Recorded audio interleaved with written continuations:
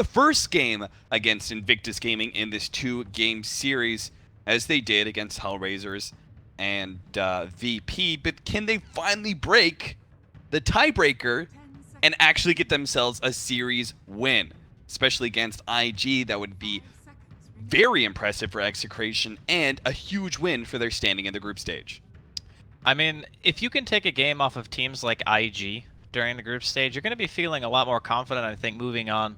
And this is something that's really important, I feel, for some teams who I think might be more emotionally driven than others. Some people are really good at being able to sit back and reflect on a series and say, okay, this is what we did wrong. This is what we need to do the next time. But some people, I think, have a tendency to maybe get a little bit too down on themselves when they lose too much. So for a team like Execration, I feel like they may fit that criteria. So if they can continue to take games off of people and continue to play their style and make it work, then I'm really looking forward to see what they bring in the future. And IG are probably one of the teams that a lot of people had in the top 8. Like, this team has been good all year, pretty much. Yeah, they definitely peaked out the highest at DAC, managed to win that prestigious tournament, and have continued to maintain a relatively high standing in the echelons of Chinese Dota. Our first standing here is going to be Sand King, first pick. Earth Spirit Disruptor is the combo from IG, and Execration respond with their Venomancer. First time we've seen it today, at least you and I personally. Yep. It was banned a couple of the games before we saw in the first phase. I'm not sure what capacity this Veno is going to be just yet. Usually we see it as core. Yep. Don't see a whole lot of support Venos nowadays, at least in the competitive scene. It's really good at just kind of existing. And that sounds weird, right? It's like, okay, what do you mean by that? But he just sits in a lane. You don't really want to go to his lane, because it's a Venomancer and there's tons of Plague Wards everywhere, and you run the risk of getting hit by Poison Nova. So he just builds all these items that make him tanky, increases the potency of his ultimate. And if you don't deal with him at some point, you're just going to start losing tier 1s.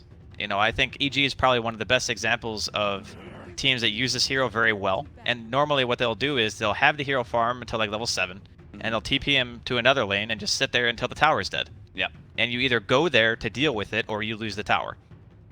And even if you go there and deal with it, say you kill the Venomancer, that oftentimes just results in either counterplay, say he gets out the Poison Nova and then his team is able to clean you up after all that damage over time, or it just creates a whole lot of space as you're committing multiple heroes to make sure, again, that you get the chain stuns involved to be able to finish off the Venomancer before he gets the Poison Nova, so your allies get a lot of space to be able to do some pushing. Maybe they go and kill the enemy core, something like that. So based off of what Execration have run in the past, should be a safe lane Venomancer, but again, picked up this early. There is a lot of variance. Venomancer can also play mid, though a lot less likely, and there have been support Venomancers in the past. Meanwhile, what about IG? They picked up the Earth Spirit. That's a Boboka classic, sure, but you really feeling that 4 position lately? Seems like one of the more forgotten supports. Yeah, he hasn't really seen a whole lot of play, but I think it's a comfort zone thing. There are teams that have the player who's so good at it that it just doesn't matter how many times it gets nerfed, I guess. Like Jerax on Team Liquid would be another example. Dogfights. Dogfights, yeah, he's also fantastic. There's a handful of players out there who I think can still make it function. And a lot of the times when you're playing against, I guess now, a hero like Veno, it's nice to have something to answer back in regards to just AoE damage. If you get a good Magnetize off during a team fight, it's not maybe as potent as a core Veno would be, but it's something. Yeah. And it's also a unique hero in that he can pressure a lane from just not even being visible during daytime. And like SB is one of the only other heroes who can do that. You know, he makes you feel scared, and you kind of want that when you're trying to win your mid lane. Our bans took away Lycan and Faceless Void on the side of Execration. Meanwhile, IG actually banned away the Lifestealer and the Omni Knight. Pretty important they ban away the Omni, especially with the Venomancer and the performance that we saw from Execration Here we go. in that last game. Darkseer against a Venomancer. Perfect. This is probably the best offlaner in the game against Veno, I feel. You can surge yourself when you hit Gale. You naturally build into teamfight items like Mech, eventually Guardian Greaves, your pipes, stuff like that. it enables the Earth Spirit, so if he ever comes to your lane, you can go for direct lane pressure if you feel like it's possible. You can also Ion Shell, and the Earth Spirit can TP mid, for example, too, and you just can get that extra kind of oomph you need to get a kill on a core hero. So I think it's great. It's a very, very solid pick. Great vacuum combination into either a Boulder Smash or a Disruptor Ultimate. Lots of combo potential, really solid lanes, pretty decent roam coming in from IG. Basically a good draft, I guess, is what I'm getting at. You know, these teams at TI are pretty good at picking heroes. Decent. But what about the Sven? That kind of changes things, right? We now have a safe lane Sven, most likely, against the Darkseer. I'm wondering if they'll end up just doing like a 2-1-2 and put the Veno bottom with an, like, maybe the Sand King is there or some other hero they want to pick a little bit later. Yeah, because then it's against Disruptor and something else. And Disruptor is not good in 2v2s. He's just really not.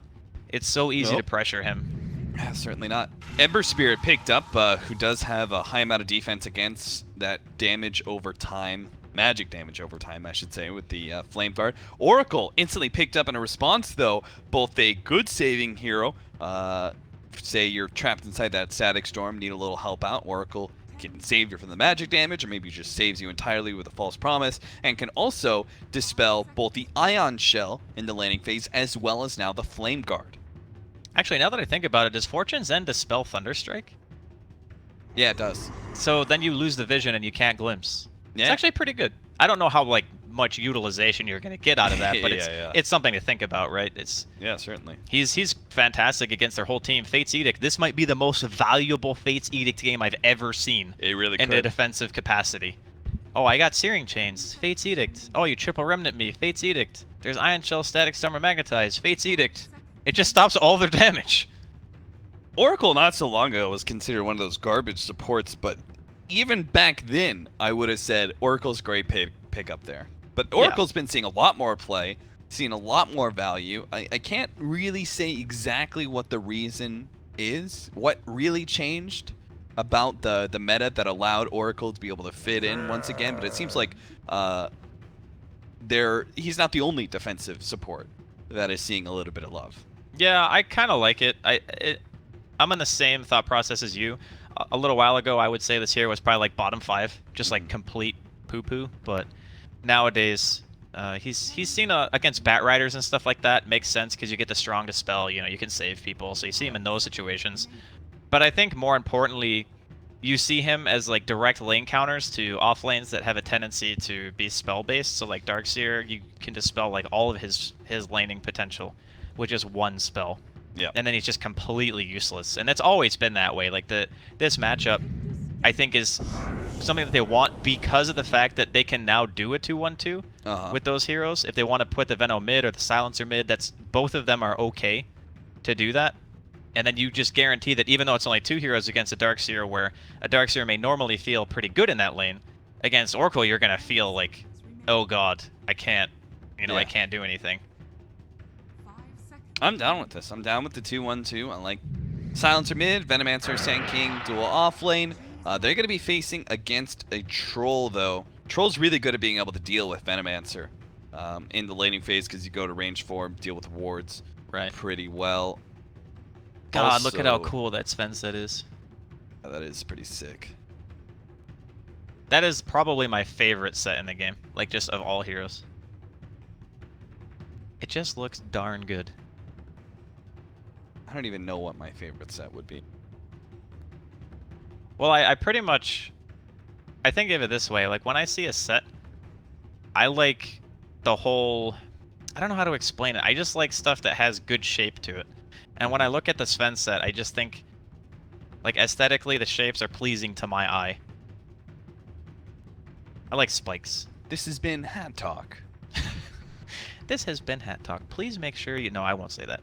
But no, I'm always a fan of some of the stuff that comes out of the TI chests. Like, most of the year, I don't really put much into the cosmetic thing, because you gotta wait for the big tournaments till you see the dank sets, and then you just spend all your money at the same time, and then you look at your wallet and you're like, oh god, what have I done? Have you done that thing where you can go and look and see how much money on Dota 2?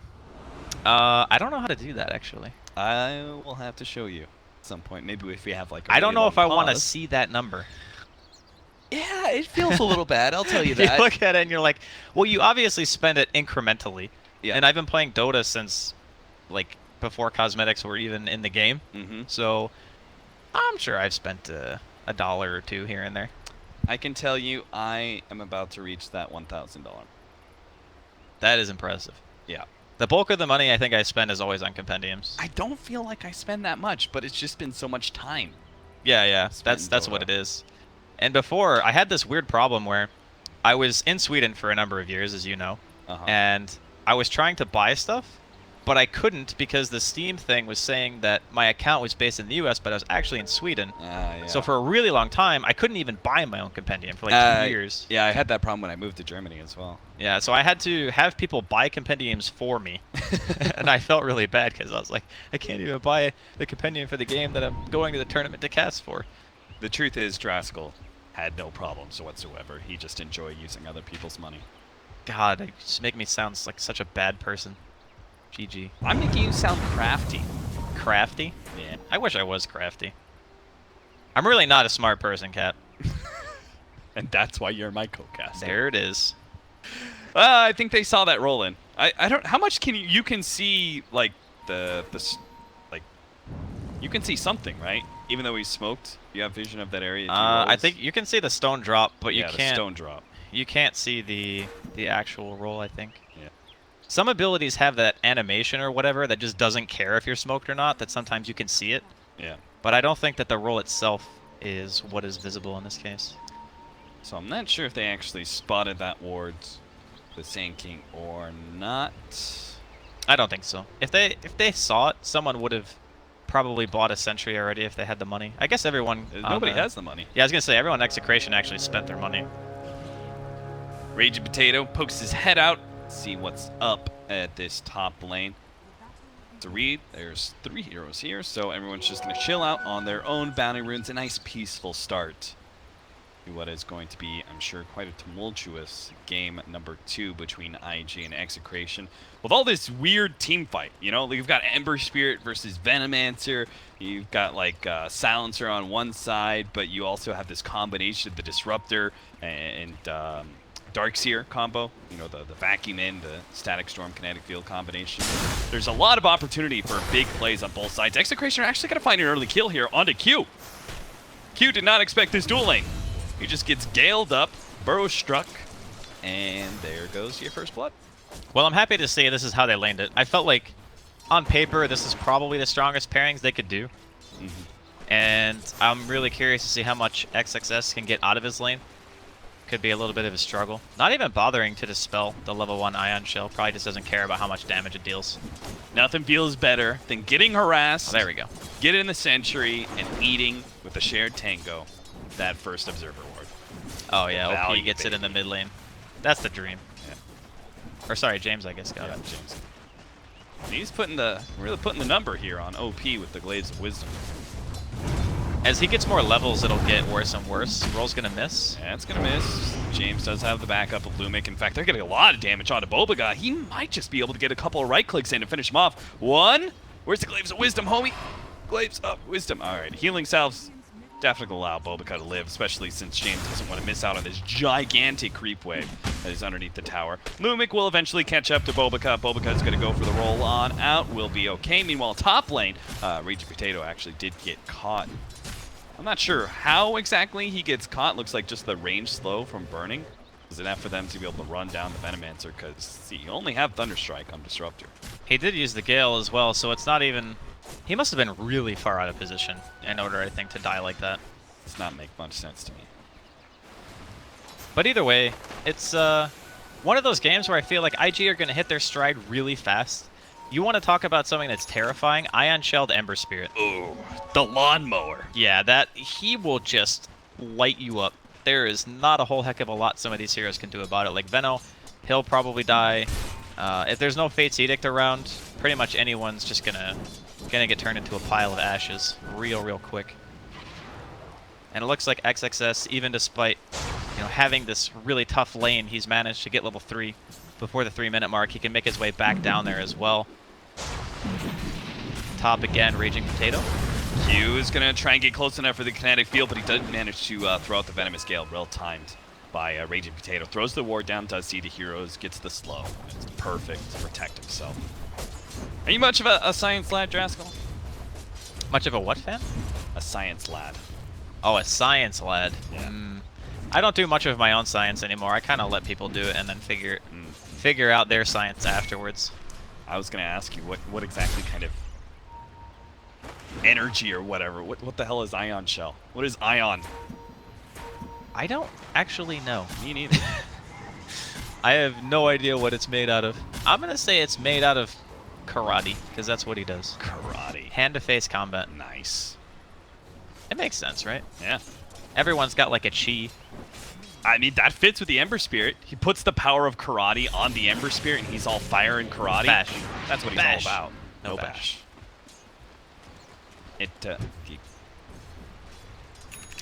Yeah, it's the Darkseer pick for me. I personally love that hero because it always feels like you can do something on Darkseer.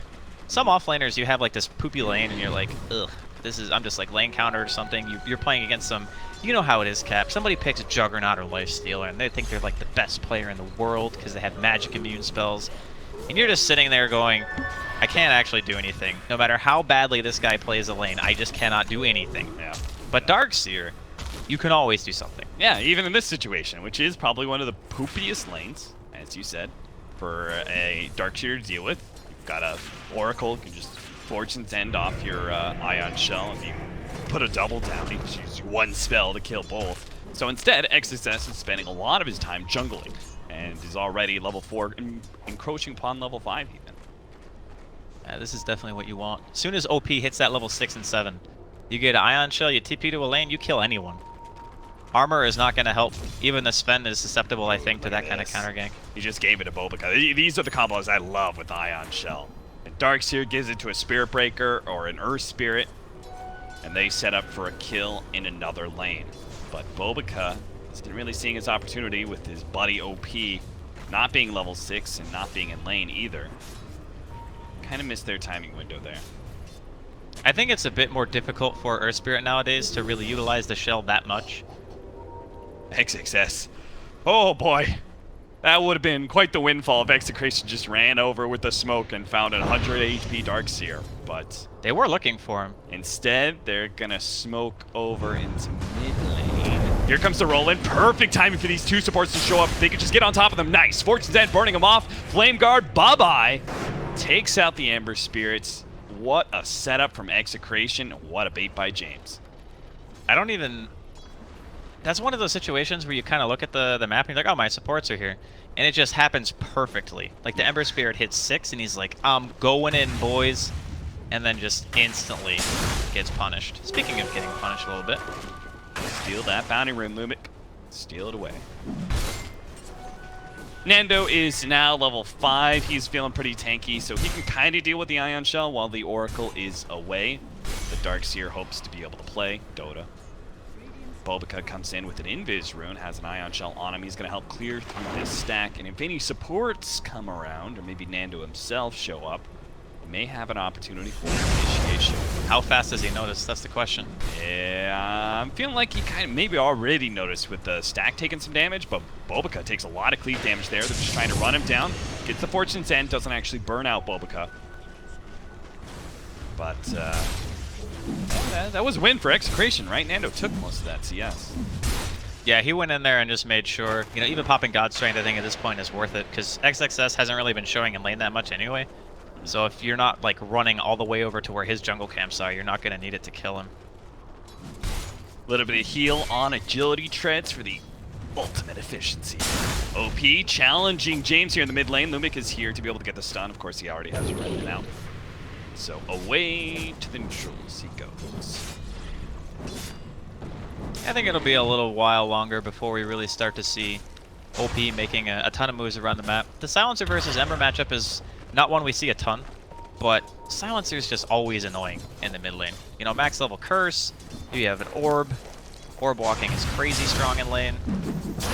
Stun on the top lane, they're going to go for Q here. Looks like a pretty easy kill until wham bam! OP shows up with an Ion Shell on top of him. Lumic's going to die, and Raging Potato aborts mission. 2-2. Execration slight lead in this laning phase so far. Yeah, that was just Ion Shell. Didn't even have mana to cast a Flame Guard. That in conjunction with the Veil that's going to be coming up on OP. It's going to be a very, very difficult Ember Spirit to fight into. Damn, RR. Straight up picks up the double damage, and I guess he thought maybe the Ember Spirit was going to be rotating down through the river. Just wanted to make sure that no matter what, Ember Spirit doesn't get to fill his bottle with that. Can definitely understand the logic. As a support, sometimes when you don't have like all the information to feel comfortable, you don't really want to sit in the river for that long when you don't have vision. It's just like, oh god, I want to get out of here. Nothing feels worse than like trying to protect that rune, and then all of a sudden an enemy core shows up, takes it, and kills you with it. Yeah. I hate to say how many times that's happened to me. I'm like, hey, I'm saving the rune for you. Oh god. It's happening. Ooh, this is an interesting smoke. Execration are going to move James out of the mid lane here with a smoke next to Lumic. Now, they're going to head to bottom. Are they going to try and invade that offlane jungle where they know the Darkseer has been farming a lot? They're going to go for the high ground. Or are they just going to try and kill this Earth Spirit and turn it into a tower push? Looks like it is going to be the latter. Sven starts pushing in, and Execration, Lumic and James make the wraparound here. Lumic's going to reveal himself, but Mocha plays a hard right-hand side and is able to get away from that initiation, so it's going to just have to be Execration taking this tower. That's still a nice movement. Getting something. Just recognizing that he had the Mask of Madness up, and it would have been pretty easy to take the tower if they get even one pick. At this point, I don't know if IG even want to try to defend this yet. They're just going to back off. Too hard to defend. You need an Ember TP, I think, or something to be able to justify fighting that. Meanwhile, the full, disgusting Venomancer is out in force. He's got his level 4 Plague Wards, level 2 Poison Sting as well. Plus, this is an interesting little turn. I haven't seen this before. Straight Medallion for the Venomancer. It's pretty cool. I guess it's good because their team inherently is not really that great at killing Roshan. Yep. The Medallion helps with that a little bit. And in laning phase, if you got these wards out, it's a lot of physical damage, actually. Yep, RR is going to be caught here. Now, he can save himself a little bit of time here with a Fate's Edict. Actually puts it on OP to stop the right-click attack because he burned out all the magic damage. That was kind of cool. No matter what, he was going to die there, but he played it probably the best way you could. Burn out the Flame Guard and use the Disarm on OP afterwards. Yeah, I like it. I mean, the Oracle is showing how useful he can be. Already once dispelling the Flame Guard on OP mid to get the kill when they were doing the counter gank, helping out James, and then once again demonstrating. That's, like, if you think about how much IG are based around the Ion Shell / Flame Guard combo for damage output, that hero provides insane amounts of just protection against that. You dispel, it hits both of them. It doesn't dispel just the Ion Shell or just the Flame Guard, it takes both of them off. Here we go for James here, managed to land the roll and follow up with a lot of magic damage, even throwing down the Static Storm just to make sure James does die. No opportunity for a global silence. Meanwhile, somewhere in the Roshan pit, burning 1v1's a giant rock monster. I like this. I like the build that he went and going for like the Roshan sneak. It's not something that you think about a whole bunch, because when you see someone sitting in a lane, you think, oh, well, maybe the core just transitioned into the jungle because he wants other heroes to get EXP. Yeah. But it's like a 1-2 punch, because not only is that still happening, he's getting an objective. Surprise! And it's really hard to anticipate Roshans like that if you're not like an Ursa or something. Execration. I mean, it's not the biggest loss in the world. It's actually kind of the economical benefit from IG that hurts a little bit more than perhaps the Aegis. We'll see what they really do with an Aegis on Troll, because a lot of times that hero isn't really forcing a whole lot of engagements in this 5-minute window, but we'll see. Yeah, I don't know what he's going to do with it. I think he's just going to farm, but I think it's more about just getting something done on the map while your team is still being efficient elsewhere, like soaking EXP and, you know, getting to those level 6s. And it denies Roshan away from Execration for 10 minutes, especially since they are going to be reaching their peak here, or one of their like early mid-game peaks with this Venomancer, where he kind of pressures you constantly. He starts taking away these towers, especially with this this Medallion of Courage. And they could easily take Roshan. Would be a little bit slow, but they could take it with the wards. Yeah, it would definitely be slow. But I like Raging Potato going back for the full Hooded Defiance, recognizing that the majority of the output of damage on IG is going to be based in magic and not right-click until later, once Burning has some farm. And for now, just being like, I just want to exist. That's all he wants to do. A scan making Raging Potato feel a little bit more comfortable with his position as he pushes deeper and deeper into the tower. It's actually a wraparound from IG through the south side as they look to take mid tower in exchange for top falling, but they want to be able to get a kill with it. So the roll in from Bobica comes in, he misses the roll, but he managed to hit the silence follow-up stun with OP there. It's a pretty easy kill. So boom, just like that, 4 heroes on top of mid tower. Even if Execration are happy with taking that tier 1 tower, they're going to be a little bit sad if they lose their mid one. That's why they're already TPing back. Nando is actually going to pop his head out from the trees, managed to get a stun onto OP, the kick, and a jump away to the Remnant. They protect their tower, but they don't get any kills. I think it's alright. I mean, they took the tier 1 of the safe lane of IG. They defend their own tower. And they're going to, even though he popped God Strength like right away, it seemed a little bit silly, but he has an Ancient stack, so it's not even as if he's misused the spell. Still gets some value out of popping the ulti there. Even going to get the Shrine to boot. So still, I think that Execration are kind of hitting all the points that they need to hit. And IG, I kind of thought that they would be able to accomplish a bit more with their hero combination. Did Q really not see him? He was standing like real close. Yeah, Lumix saw Q, that's for sure. He might have been looking at somewhere else on the map. Yeah. Full-out pipe coming in very soon for Raging Potato, plus having his level 2 Poison Nova in due time. They haven't really utilized the silencer just yet, but with the Force Staff, I think that's one of the first timings that you feel kind of comfortable going to a team fight with this hero. There's definitely nothing that says Execration need to force anything, though, because they do have the Sven, and he's farming up fantastically, sitting at 8k net worth top of the board. The one, I guess, little bit of concern that I have for the Sven is that he's gone for the Blink Mask of Madness Yasha, but he's not anywhere near the BKB. And if you do get Fate's Edict during a fight to protect you, you are dealing 0 damage. Yeah. So that's one thing, I guess, where it could be a little bit difficult for him. And plus there's other stuff like Whirling Axes that can blind you. There's a lot of disable. You're putting a lot of eggs in your initiation basket if you're going this build, or you're just looking to farm more than anything else. That's what he's been doing a lot of so far. Another Ancient stack being taken by him while Raging Potato plays the Hermit life here in the top lane. Just imagine Venomancer turning this into just a big swamp. That's what he does, man. Yeah. He goes around, makes everything poisonous. No one wants to live there. That's why IG aren't anywhere near the top lane. Now, Raging Potato actually TPs into the bottom lane. Surprised as IG overwhelm him with just sheer numbers. And they're going to have to cancel that TP from the Sand King. They're still going to try and fight, it looks like. With 4-man smoke over to the side, they're going to be able to burn up OP. Global Silence not being used there by James. Holds on to it for now. They do have to deal with an Aegis burning, though. So they're trying to force this fight so heavily. The Global Silence goes down, but the Epicenter doesn't latch. The Global Silence just a little bit tad too late. Now the backing back. Lumen's going to get caught, and Nando being dealt with by burning. Jumps on top of him, gets at least one bash. They threw down the False Promise on the Lumic of all heroes, and he does get the full heal out. The kick is going to miss, and IG will turn back to that tier 2. Demolished in ruins, 2-7 IG take a 3k gold lead now. I'm really surprised that Execration decided to go for that even after their Venomancer died without having gotten the ult off. Like, if he ulted 3 or 4 people before he died, then yeah, it kind of makes sense, right? Because they're all poison over, they're going to be taking damage. I could justify going in a 4v5 if that many heroes got hit by the ulti, but yeah, he just died before he got to do anything. So then you're just actively taking a 4v5 against a team that has a mech on their Darkseer. They have the Static Storm available. And an Aegis. And, well, they had an Aegis, yeah. Yeah, Burning was just, like, in that situation, once the fight kind of progressed forward 2 seconds in, like, you saw Burning just furiously go on the front lines. Because he's like, you're going to have to go through me to get to my team, and I've got an extra life, so I don't know what you guys think.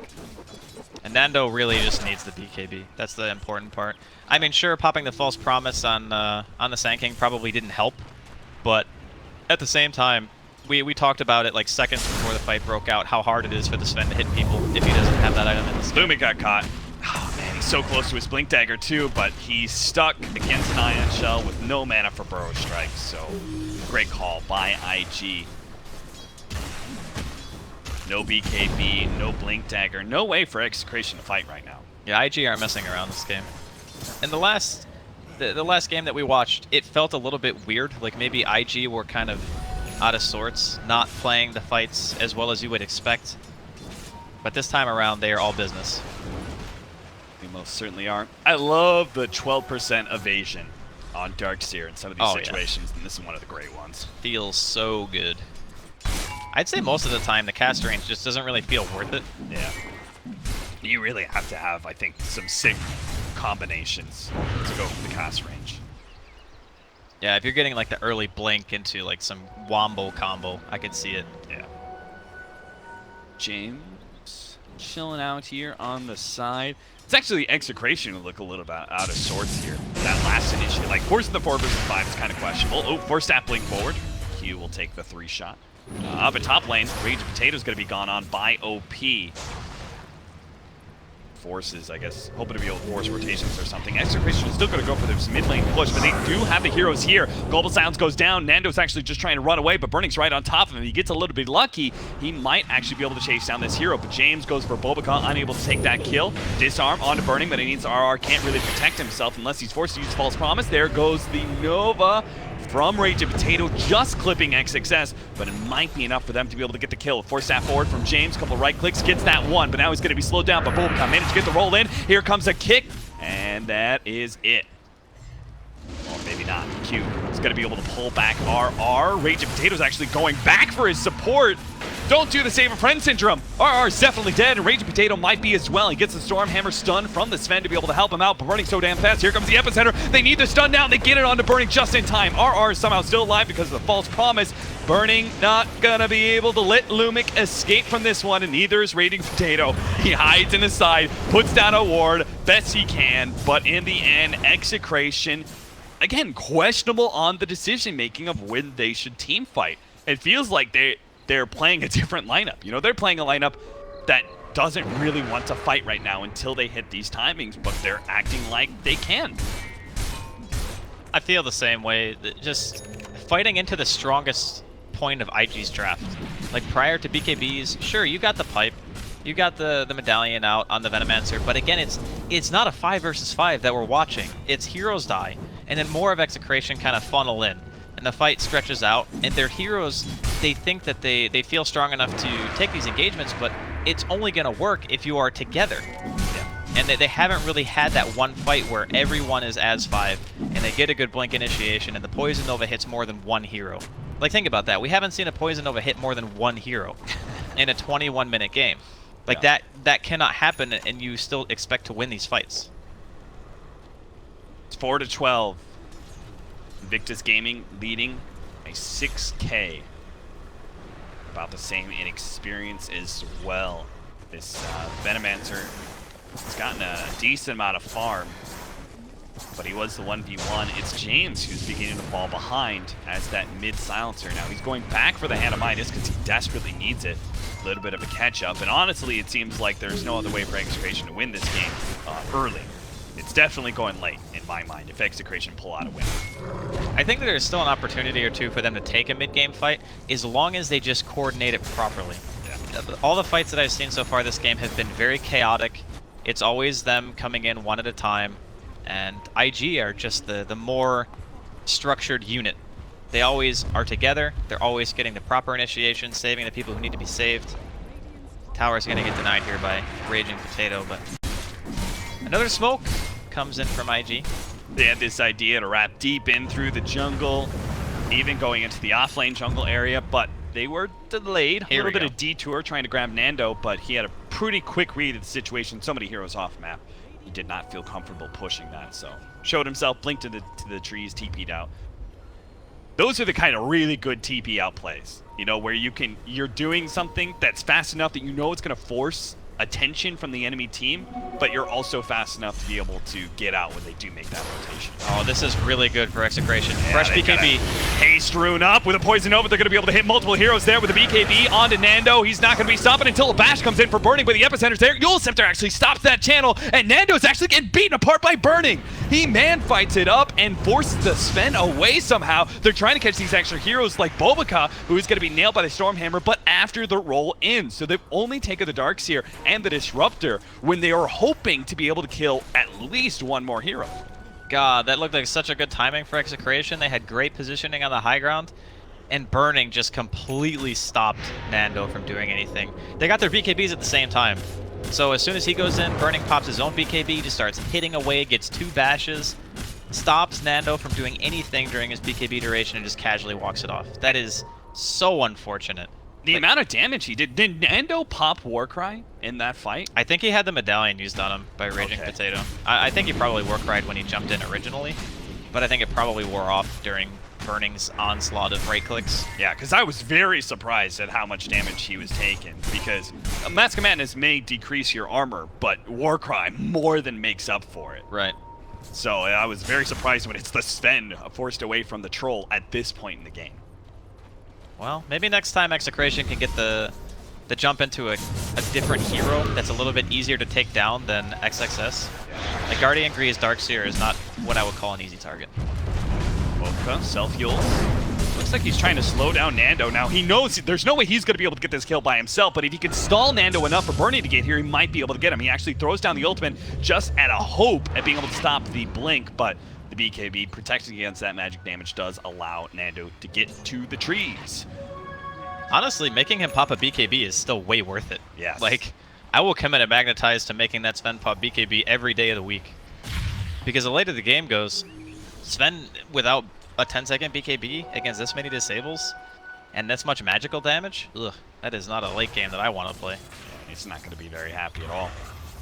Chol is even going to be able to pick up a Diffusal Blade pretty soon here. That'll help cut the Warcry tankiness down for the Sven, especially if that BKB is out. We're going to have a 4-man smoke up while Q, the old Disruptor, he'll push out mid. OP's actually going to show himself and help push mid in even faster. They look to Roshan, but Ward's already sitting there, so they're going to have to actually find a pick here with the 3 of them. Double ion shells up, so they could absolutely do it, but this part's going to be a little bit difficult. They got to go for Nando. Nando does not have the BKB, but the global silence is there. They need a bash, though. They got the vacuum and a bash going in. Nando's just not going to make it out of here. He is dead, and IG starts setting up for Roche. I don't think there's really anything that Execration can do about it. I mean, they could maybe send Raging Potato in for like this kind of suicide Poison Nova mission and hope that it deters them, but that's under the assumption that you're hitting a lot of heroes. He might just die if he gets Thunderstruck here. Yeah, he might just get like, Static Storms. Might not be able to get anything off here as they start approaching him. There goes that Static Storm and the ultimate used by Troll. But there's a false promise from RR, protecting against all the magic damage and full-on healing him up, especially with that Shrine. So they do manage to scare away from Roshan, but it costs them to buy back onto Nando. Nando just jumped straight into the pit with God's Strength, but it's not like Roshan was actually that low. It's not like this is going to be a quick kill. And IG will have their opportunity for rebuttal here, especially with the Darkseer coming in. He's got his vacuum into the wall. No, he just threw down a 3-man vacuum. No wall required just yet. They're still trying to finish up Roshan, though. Wolfgut cleans on right on through the pit to the other side, goes straight for James. Bernie's coming in as well, but the force staff up to the high ground. James says he has it, but Nando is able to snatch up the Aegis. They might have been able to get the kill on a Roshan, but it's the extra life that's more important for Execration. So now they look for the extra kills. Bobaka somehow managed to roll himself onto the cliff, but he'll be okay, undetected by Execration. Will back away. Pretty happy with just being able to get the Aegis, especially after what looked kind of a questionable buyback. He got both, man. He got the cheese, too. Oh, he did? Yeah. Nice. IG got the kill on Roshan. Yeah, IG got the kill on Roche, but Nando walks out of the pit with the spoils. Very fortunate for Execration. Otherwise, that buyback would have been a disaster. That could have been like enough momentum for IG to just straight up go end the game. Like, that's how big of a deal that would have been for him to commit like that. Because who knows, if they die during the team fight as well, and it's a dieback on the Sven, Nando doesn't really have a way. Oh, 2-man Bro Strike, that's going to help save James. Force staffs a little bit farther, throws out some spells, but I think he knew there's no escape from OP's Ember Spirit. Yeah, this is rough. Rough game for the Silencer. I think they had something different in mind for how much he was going to be able to accomplish against, like, the Ember, for example. Yeah. But in this type of game, once the Ember gets to this point, he's going to have Lincolns and Yule soon. You just can't really do much to him unless you have, like, a Hex. And even then, you need, like, to break the Lincolns and then Hex him. a scan, but soon forgotten. Execration to get the TP out on Nando. So maybe, very soon, they can go for a push of their own. Raging Potato's actually going to run into Burning. Oh no, that's not the bounty rune you wanted. Raging Potato gets trapped in by Burning and whopped. Good lord. I guess my question is, does he even really need Diffusal? He could probably just buy something like MKB, right? And just like crush him through armor anyway? Yeah, I mean, I really like Diffusal Blade against the Warcry. I think it just lets you finish heroes so fast. It's definitely great, but I think at the same time, he's got the movement speed talent as well. He's going to finish up the Diffusal, but I think when you have S and Y with movement speed, with Mask of Madness, and MKB, it doesn't matter how much armor you have. You just die. Yeah. Because MKB mini bashes obviously are magic damage anyway. But yeah, Diffusal good for obvious reasons. Let's see. Anything else of importance coming out on IG soon? I mean, they're all really farmed at this point because they've been doing very well inside of the fights most of the time. And it doesn't look like Execration are going to be able to really utilize this Aegis on Nando. It's really big to take it away from IG, but at the same time, you need to also be able to deal some kind of damage, make them scared, pressure in some meaningful way, and we haven't really seen that yet. Taking a look at the net worth, we've got almost an 8K gold lead for IG. Again, experience and gold kind of neck and neck there. We've got a lot of farms spread around to these heroes as well. It's like a Christmas tree looking at the net worth. Yeah, red and green. The big leader obviously being Burning. He's up by 2,000 gold ahead of the Sven, and then the Ember Spirit 3,800 ahead of a Silencer. Yeah, he's ahead of net worth of a Sven. Like, any hero with built-in cleave typically wants to be at the top of the net worth chart. Yeah. And when you're not, kind of feels bad. Certainly does, especially since Troll. I always refer to him as like the penultimate late game hero, just because maybe Spectre's a little bit better for the 5-man aspect, but nobody really beats Troll late game in the 1v1, right? Yeah, you can't move. Like, you get enough attack speed and you're just dead because you can't control your character. Believe it or not, Cat, when you can't do anything, it's pretty hard to win. Well, I guess that's where winning by existing is the play, right? So we said Venomancer does. What does Venomancer do for us now, though, at 30 minutes plus? He's got a Solar Crest. I mean, it doesn't sound like a huge deal, but honestly, with as fast as Burning hits, if you can Solar Crest your Sven and he gets the Warcry off during BKB, then he's probably not going to die to the right clicks. Because he'll have so much armor. He'll have evasion on top of it. He's even going for the Assault Cuirass.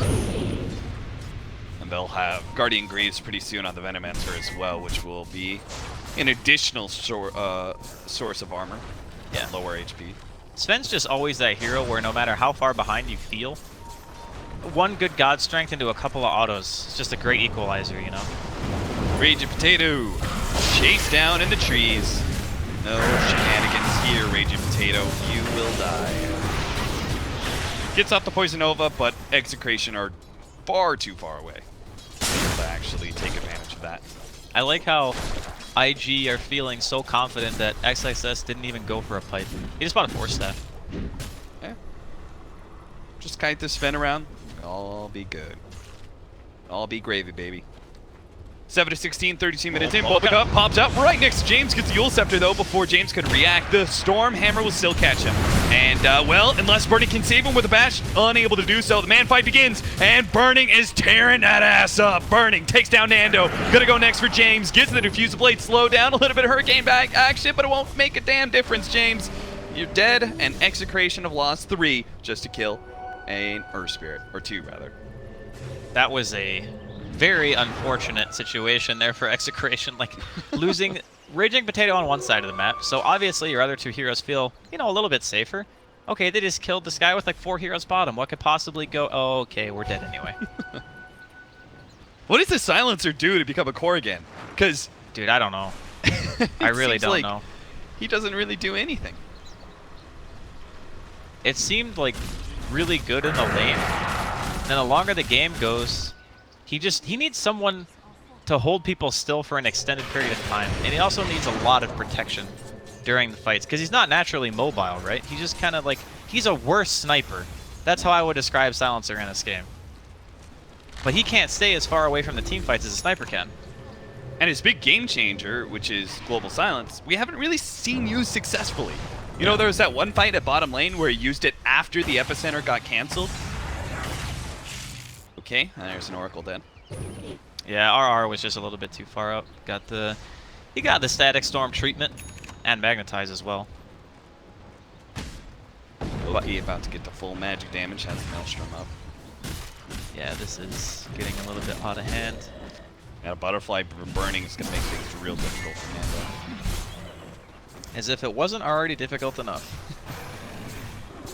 But this is another thing, too, about the Sven builds nowadays, is that you don't naturally make MKB that often.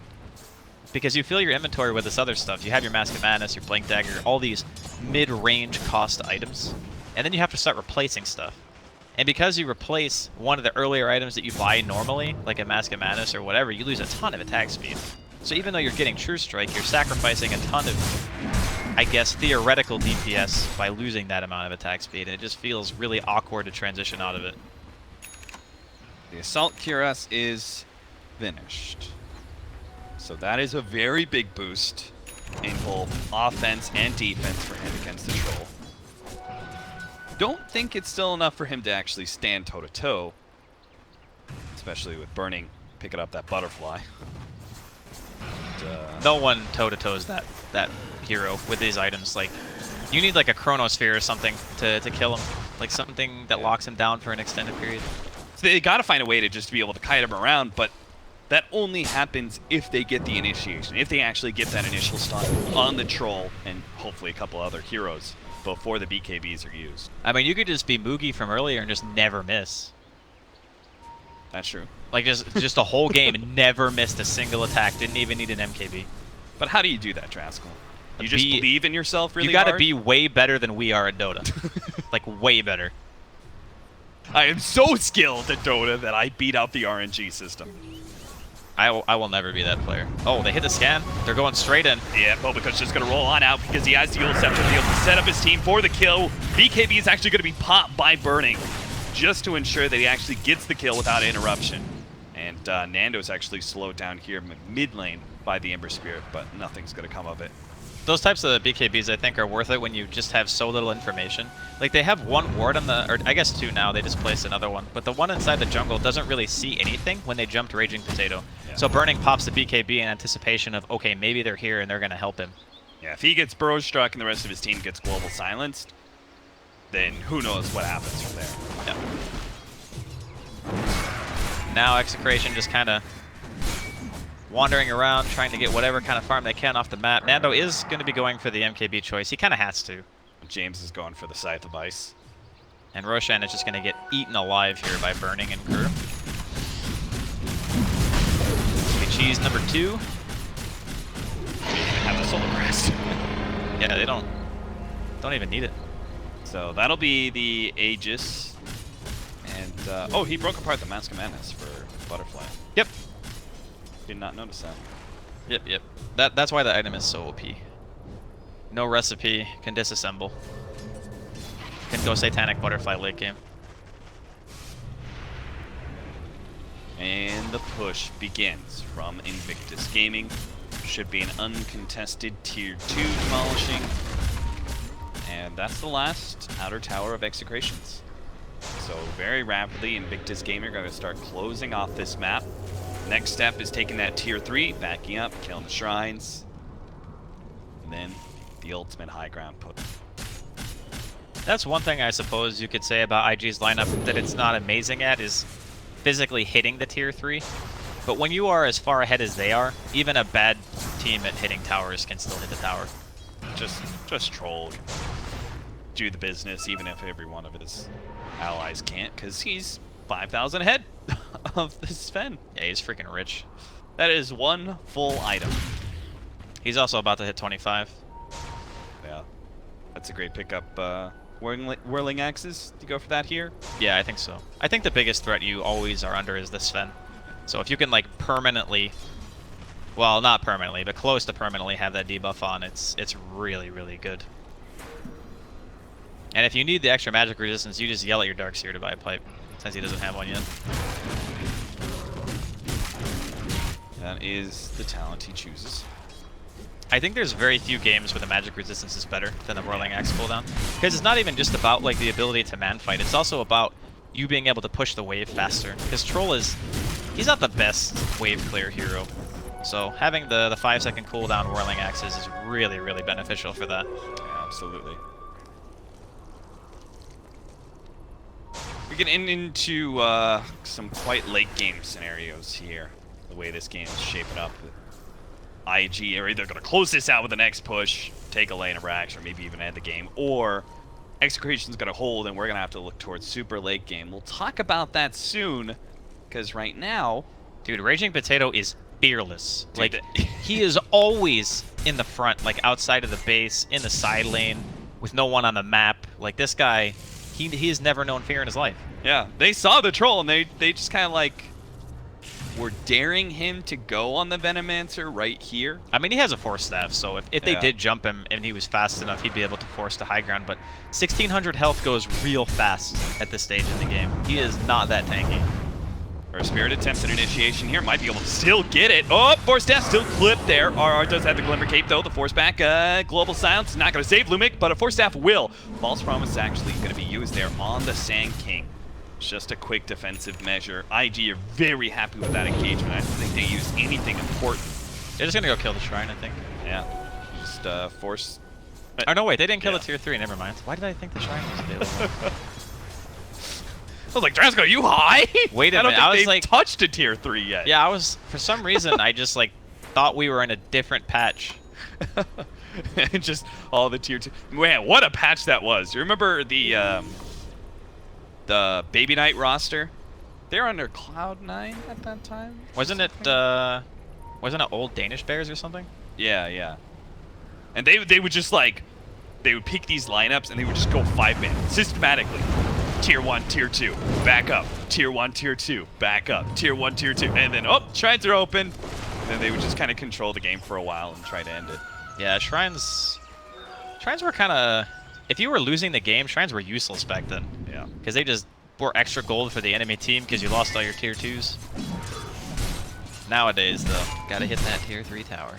MKB is super close. There's another Ember Spirit has picked up cooldown reduction. I don't know about you, Draskell. Raging Potato's in trouble. I feel like I've seen this one before, Kev. Yeah, a couple times. It's so hard, though, because like Nando wants to stay out on the map, but his TP's on cooldown, so he's being forced to run back to base. This is really, really bad for a Sven player to have to just walk back to base and sit there and wait. When you know that your Veno doesn't even have buyback, the ward's also going to spot him if he walks to the low ground. I'm pretty sure they're just waiting it out. Boboka was kind of sitting there like... Boboka really wanted to get this he's just delaying on Nando, but he's just stalling up. The tier 3 abuse is happening, and Nando really can't get there to stop it. So tier 3 down. They've successfully stalled him for like 15 seconds, and Burning gets a tier 3 and a decent amount of damage onto the melee Rax here. Now OP will try and create more space for him, diving forward with the Shivas, slowing down some of these heroes, and just like that, the melee Rax is gone, and Execration have yet to find their opening for an initiation to actually take a fight. IG are just kind of whomping on them. Well, they're just building such a huge lead that engaging without your Venom feels really difficult right now. Yeah. Especially with the MKB still not there for Nando. It's gonna have it now, though, so they have a chance. A small one, but it is a chance to be able to kill a troll. If he can get the jump and there's a global on top of it, obviously the Darkseer will still be able to act, but you assume that the BKB is going to be there from Nando. There is a definite possibility that they can kill Burning. But if they don't, and he finishes up his Satanic, and he pops it and just heals back to full, game is hard. Game might just be over. Well, they do have a Hex as well. This could be the blink stun into Hex, into global with the Sven killing. Like, that's the thing, right? Once you have Hex out on the field and the MKB's done on a hero like Sven who has the potential for such high damage, you can still kill the troll. It's just, you know, it's really hard. Because he's got 6 slots. Like, he's full. All he needs right now is bots and a Moonshard. Anything is possible.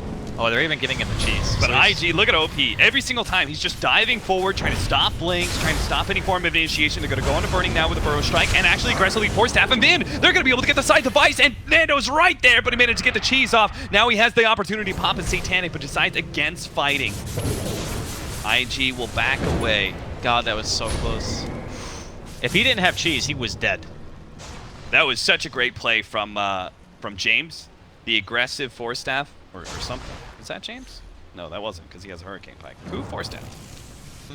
Looks like Racing Sand Potato. King, I think. Oh, Sand yeah, King that or could the be. Veno, or one of the two forced him in. But yeah, that's kind of what I was saying. Like the Hex into Blink BKB Sven is how they kill him. But it's... Well, they get the Scythe on OP here. Another aggressive force staff, putting OP in a dangerous position. Tail the back in with a combination of the Air Spirit. And here comes Burning. Gets the Yule Scepter onto him, though. That'll help delay things quite a bit. But James is still pulled back into his doom, and they don't have buybacks. So that is going to be it for Execration. Well, The epic hold. they came real close. Like, if they killed Burning there, they probably back off. They buy themselves a little bit more time. Sure, it doesn't necessarily mean they're going to win, but it would have given them some breathing room. Yeah. That cheese trade ended up working out huge. Burning didn't even have boots in his inventory when they were doing that original push, but congratulations to IG. They tie up the series 1-1. Still big ups to Execration for being able to take that first game. It went from, looks like IG's going to win, to, oh god, what's happening, to Execration win the game in about 5 minutes. Yep. So if you didn't see that one, highly recommended if you're an Execration fan. This time around, though, IG proved to be the superior squad.